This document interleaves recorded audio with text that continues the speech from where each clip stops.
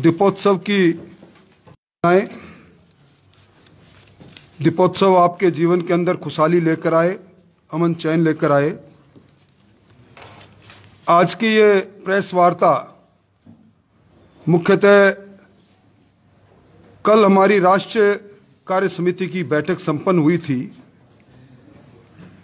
Semi virtual बैठक थी।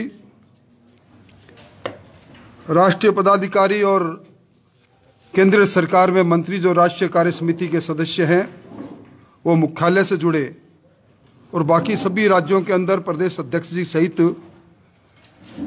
प्रदेश कार्यालय से हम सब लोग जुड़े। इस राष्ट्रीय कार्य समिति में भारतीय जनता पार्टी ने जहां एक और पूरे देश की वर्तमान हालात पर राजनीतिक प्रस्ताव के माध्यम से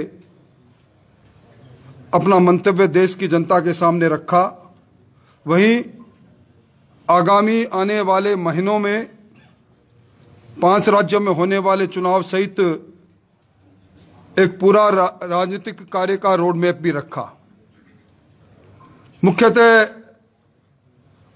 उन्हीं सारी बातों के साथ कुछ और समसामयिक बातों पर मैं अपनी बात आपके सम्मुख रखूंगा। राजनीतिक प्रस्ताव के अंदर विश्व के सबसे लोकप्रिय नेता नरेंद्र मोदी जी को राष्ट्रीय कार्य समिति ने बधाई और अभिनंदन इस बात के लिए दिया कि अब तक दुनिया का सबसे बड़ा और सबसे तेज वैक्सीनेशन का अभियान हिंदुस्तान में संपन्न हुआ। 100 करोड़ से ज़्यादा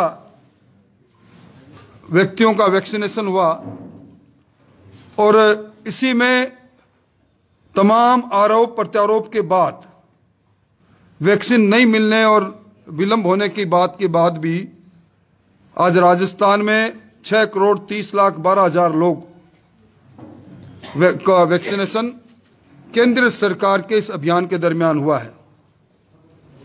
जहां एक और कोरोना के खिलाफ जो राजनीतिक जंग लड़ा गया इस देश के अंदर, जिसकी प्रशंसा WHO के डायरेक्टर टेड्रोस ने की, UN के जनरल सेक्रेटरी ने की और उन्होंने कहा कि भारत के प्रधानमंत्री नरेंद्र मोदी जी के विजन के साथ, सोच के साथ और जिस जीवटता से इस वैश्विक महामारी कोरोना के खिलाफ उन्होंने रणनीति बनाई वो काबिले तारीफ है। और इसके साथ ही देश के अंदर इस विषम परिस्थितियों के अंदर जब विकसित और विकासशील देशों की अर्थव्यवस्था लड़खड़ा रही है, ऐसे बीच में पिछले 3 माह से, पिछली तिमाही से हमारी अर्थव्यवस्था एक बार फिर विश्व की तेज आगे बढ़ती हुई अर्थव्यवस्था हिंदुस्तान की होगी। उसके लिए भी कार्य समिति ने देश के प्रधानमंत्री जी का अभिनंदन किया। सेवा ही संगठन और संगठन ही सेवा है। इस अभियान के अंदर उन सब कार्यकर्ताओं को साधुवाद दिया गया जिन्होंने इस भारतीय जनता पार्टी के कार्यकर्ता के रूप में बेमिसाल सेवाएं की। अभी वैश्विक मंच पर देश के प्रधानमंत्री जी के विदेश भ्रमण के पश्चात पर्यावरण के बारे में जिस प्रकार का सोच उन्होंने दुनिया के सामने रखा, उसके विश्व के बड़े नेताओं ने उसकी प्रशंसा की। और उसके साथ ही अब तक दुनिया का सबसे बड़ा खाद्य राहत कार्यक्रम प्रधानमंत्री गरीब कल्याण योजना, जिसके अंतर्गत 80 करोड़ जन को पिछले 2 वर्षों से मार्च से नवंबर तक मुफ्त अनाज दिया जा रहा है। राजस्थान के अंदर भी 4 करोड़ 26 लाख ऐसे लोग हैं जिनको लगातार 2 वर्षों से भारत सरकार प्रधानमंत्री गरीब कल्याण अन्न योजना के माध्यम से मुफ्त में खाद्यान्न वितरित करने का काम कर रही है। कार्य समिति में धारा 370 के धराशायी होने की बात, राम मंदिर के निर्माण के मार्ग को प्रशस्त होने की बात, ट्रिपल तलाक समाप्त होने की बात जैसे अद्वितीय काम के साथ साथ जो 7 वर्षों में, पिछले 7 वर्षों में किसान कल्याण के जो काम पिछले देश में हुए हैं, वैसे किसान कल्याण पर 70 वर्षों में भी, पिछले 70 वर्षों में भी काम नहीं हुआ। 2014 के अंदर देश में कृषि का बजट जो 23,000 करोड़ था, आज बढ़कर 1,23,000 करोड़ हो गया। ये दर्शाता है कि देश की सरकार किसान के कल्याण के लिए कितना सोच रही है। प्रधानमंत्री सम्मान योजना में 10 करोड़ किसानों के खाते में 1,55,00,000 रुपया गया। राजस्थान में भी राजस्थान के 56 लाख किसानों के खाते में 1,402 करोड़ रुपए गए। और इसके साथ ही आत्मनिर्भर भारत के अंदर भी जो हमारे लघु उद्योगों को प्रोत्साहन करने के लिए 3 लाख करोड़ का पैकेज था, उसमें 2,15,000 करोड़ का लाभ अभी एमएसएमई ले चुकी है। 2 करोड़ किसानों को सहकारी बैंकों के साथ जोड़ने के लिए 2 लाख करोड़ का प्रावधान आत्मनिर्भर भारत में किया, वो भी मूर्त रूप ले चुका है। कार्यसमिति में स्वामीनाथन आयोग के सिफारिशों पर न्यूनतम समर्थन मूल्य जो 2014 में संसद के माध्यम से देश के प्रधानमंत्री जी ने देश के किसानों को सौगात दी थी, उसके अंदर भी इस बार 85,581 करोड़ की खरीद, एक बेमिसाल खरीद के लिए भी कार्यसमिति ने धन्यवाद दिया। और इसके साथ चिंता व्यक्त की गई, जब से पश्चिमी बंगाल में चुनाव हुआ है, हिंसा का दौर थमने को है नहीं, लगातार हिंसा हो रही है। आज 90,000 से ज्यादा लोग बेघर पश्चिमी बंगाल में हो गए। और भारतीय जनता पार्टी आज भी 193 होम शेल्टर, जहां जिनके घर जला दिए गए, घर तोड़ दिए गए, जिनको शरणार्थी के रूप में रह रहे हैं, उनकी सेवा सुरक्षा के लिए चला रही हैं।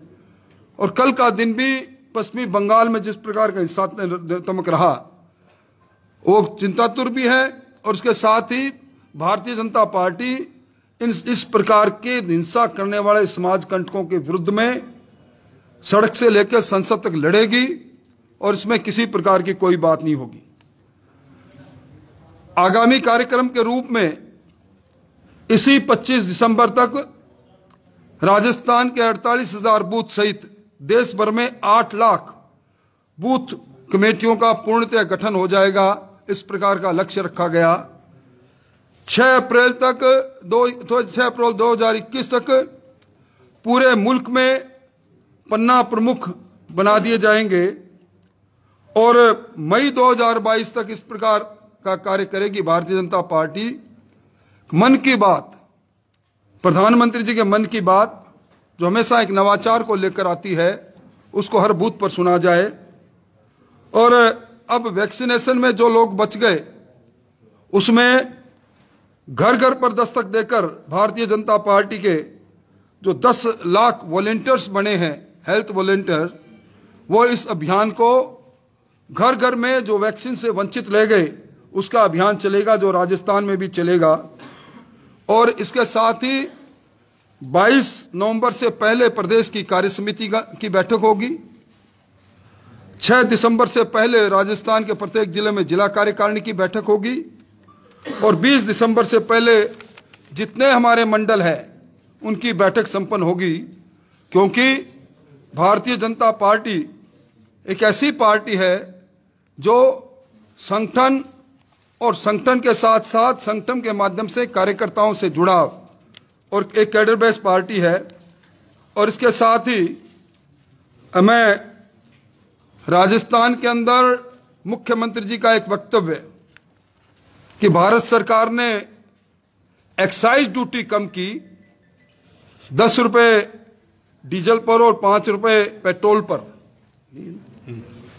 उस पर उन्होंने एक तरह से उसका विरोध किया और ये कहा कि ये इस एक्साइज ड्यूटी कम करने से पेट्रोल पर राजस्थान की सरकार को वेट में 1 रुपया 80 पैसे और डीजल पर 2 रुपये 60 पैसों का नुकसान हो रहा है।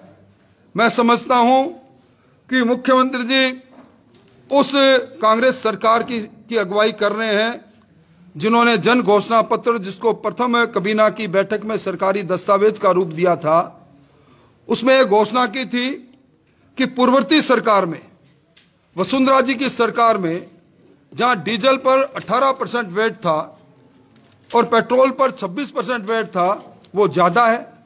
हम जीएसटी के दायरे में लाने के लिए सरकार का विधानसभा में संकल्प पारित करके जीएसटी काउंसिल में भेजेंगे। अब तक जीएसटी काउंसिल की 14 बैठक हो चुकी, एक भी बैठक में राजस्थान के प्रतिनिधि ने यह बात नहीं की। और उस समय 18% और 26% वेट को ज्यादा बताने वाले इस सरकार का इस समय पेट्रोल पर 36% और डीजल पर 26% जो वेट है वो इस मुल्क में सबसे ज्यादा है। इन्होंने अपने शासन में आने के बाद 12% पेट्रोल पर और 10% डीजल पर वेट बढ़ाया और अब ये कह रहे हैं कि 1800 करोड़ रुपए का उनको नुकसान होगा।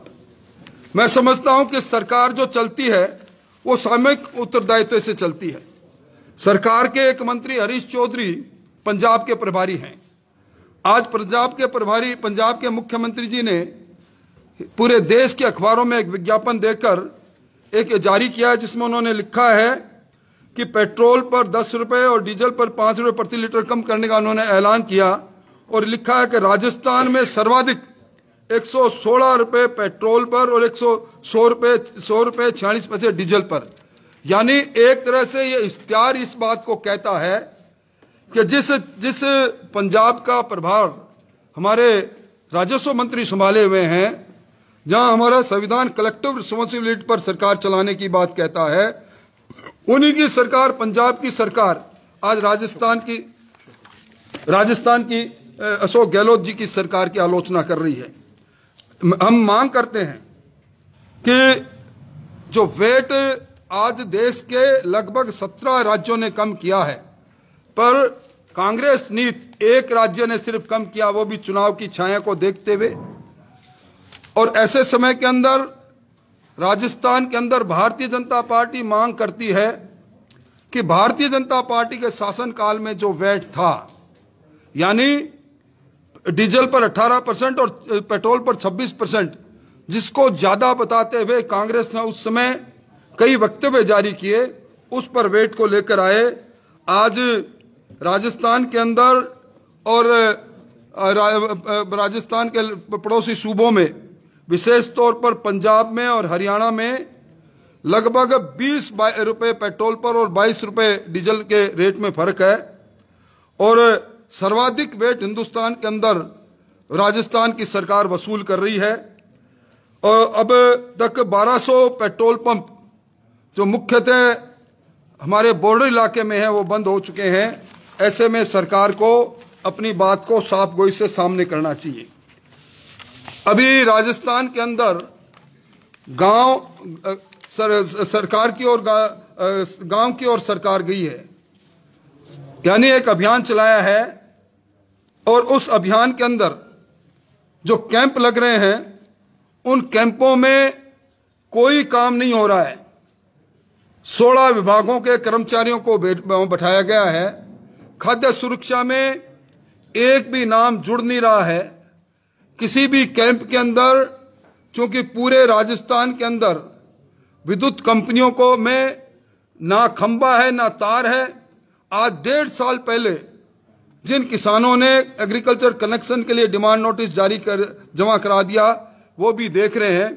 इसके साथ सबसे बड़ी बात है, सहकारी विभाग किसानों से सहकार जीवन सुरक्षा बीमा योजना का 1200 रुपए से लेकर 2500 रुपए उसके द्वारा लिए गए ऋण के अनुपात में वसूल कर रहा है। और अब तक ये वसूली 7 लाख से ज्यादा किसानों से कर चुके हैं। और दुर्भाग्य इस बात का है कि जो श्रीराम लाइफ इंश्योरेंस कंपनी, जिसने 2020-21 के अंदर 27 लाख किसानों का बीमा करने के लिए जो बीमा कंपनी निर्धारित की गई थी, वो बैकआउट हो गई, वो पीछे हट गई। 2 बार निविदाएं करने के पश्चात भी कोई बीमा कंपनी आई नहीं। और अब तक 2018 के बाद जब से यह सरकार आई है, 8,46,000 किसानों के क्लेम जो सहकार जीवन सुरक्षा बीमा योजना और दूसरी बीमा योजना से उनको मिलने चाहिए थे, वो मिले नहीं।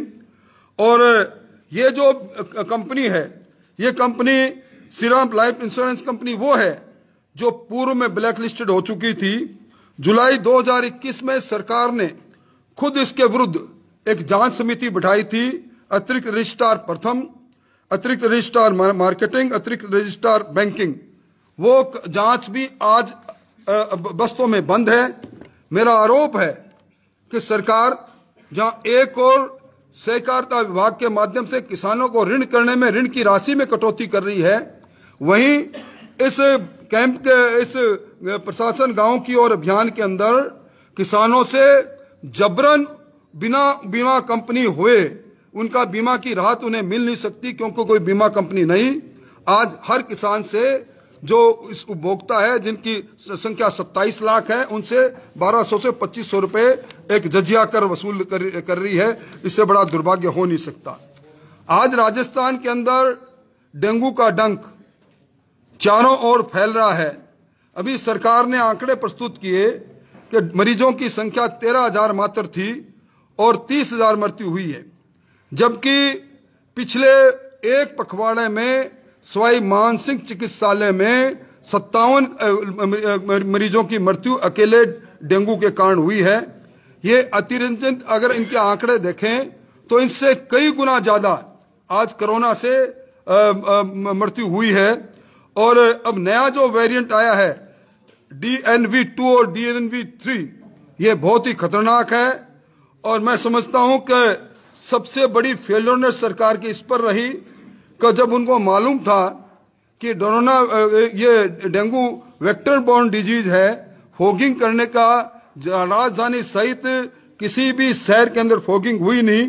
और आज सबसे ज्यादा आवश्यकता इसकी प्लेटलेट की होती है। आज किसी जिला मुख्यालय में राजधानी को छोड़कर और संभाग मुख्यालय को छोड़कर जो SDP है, सिंगल डोनर प्लेट की जो सुविधा होती है वो नहीं है। एलिजा टेस्ट की सुविधा नहीं है और SDP के लिए जो किट है उस किट की भारी किल्लत है। दूसरी ओर बाजरे की फसल तैयार होकर आ गई है। सरकार ने अपने घोषणा पत्र में वादा किया था वो अपने खुद के बजट से राजस्थान के किसानों को उचित मूल्य मिले, किसानों को इसका प्रबंधन करेंगे। आज राजस्थान के अंदर 37 लाख हेक्टेयर जमीन पर 45 लाख मैट्रिक टन बाजरा पैदा हुआ, पर एक दाना भी खरीदा नहीं। ऊपर से मामला जब उच्च न्यायालय में गया तो एफिडेविट देकर उन्होंने कहा कि चूंकि बाजरा जल्दी खराब हो जाता है इसलिए खरीदने में असमर्थ है। ये सरकार का असली चेहरा सामने आ गया। अभी आपने पढ़ा होगा दीपावली के दिन अजमेर के श्रीनगर में पवन यादव नाम के एक नौजवान को सरे बाजार पीट पीट कर मार डाला गया पुलिस की उपस्थिति में। FIR दर्ज नहीं हुई। 6 घंटे तक डेड बॉडी के साथ वहां के निवासी बैठे।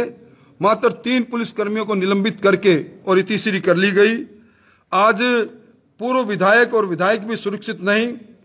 अमृता मेघवाल पर जिस प्रकार उनसे अभद्रता की गई और जिस प्रकार उन पर हमला किया गया, मैं समझता हूं कि बहन बेटी हमारी किस प्रकार बाजार में निकलेगी, ये भी संकट है। और अभी दौसा के अंदर एक जयपुर से ले जाकर गुड़गांव में रहने वाली एक बच्ची के साथ जो गैंगरेप हुआ वो किसी से छुपा हुआ नहीं।